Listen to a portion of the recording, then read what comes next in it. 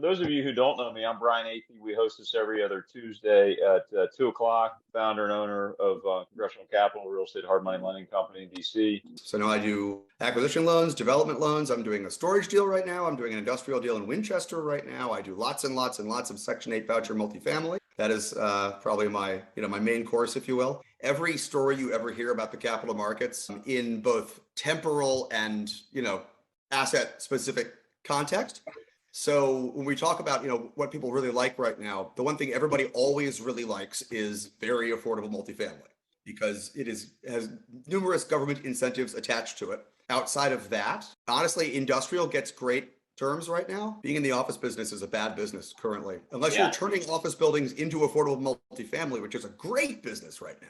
City of DC especially is looking down the barrel of hundreds of thousands, if not millions of square feet of Class A office space that used to pay lots and lots in property taxes. Actually argue that Arlington's kind of hitting the same issue on some of their older office buildings that are up and down Wilson Boulevard. You're kind of building at the poles right now. You've got stuff in Roslyn that's fantastic. You have the stuff in Virginia Square that's all new, and everything else in between is just kind of there. I still say I'm still seeing a lot of the single families in the North Arlington, Bethesda, McLean market. That seems to be a pretty resilient market. Everybody's cautiously optimistic for the way this year started. After November and December, we're just quiet. Freddie SBL had 4 or 5 pricing decreases between January 1st and this past Monday. And when Freddie can beat Chase in Northwest DC on voucher product, that means Freddie's really doing well relative to their historical place in the world. It's hard to look at deals and project out what it's going to be. So I think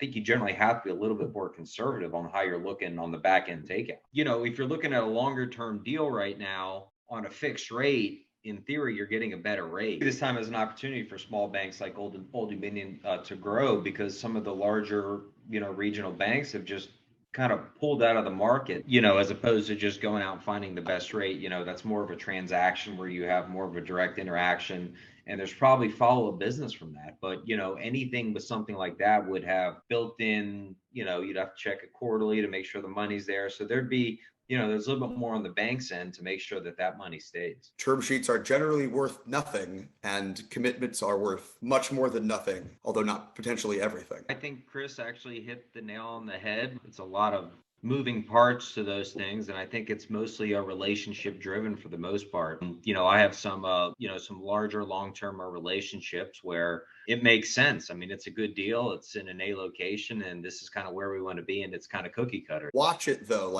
size to your refi, understand your refi. Yeah. There are people who will give you more money than you should take. That's I love that. There's a lot of people out there who you expect lenders to all know their knitting really well, and most of them do. A few of them don't, and that's a real bad situation to be in, because it's not their fault they own you at that point.